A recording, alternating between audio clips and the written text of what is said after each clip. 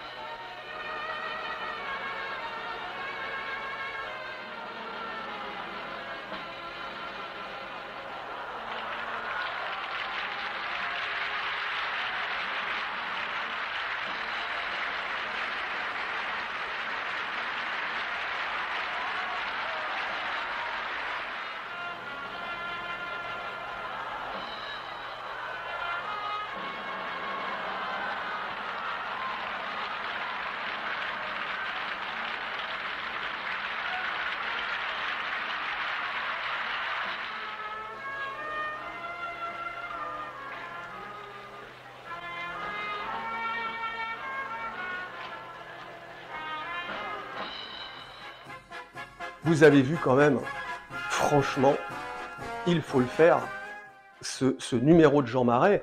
Mais si vous avez vu la première partie de cet épisode, Jean Marais dit qu'à partir de 8 ans, il avait décidé de ne plus avoir peur, et il ajoute « je crois que j'y ai réussi ».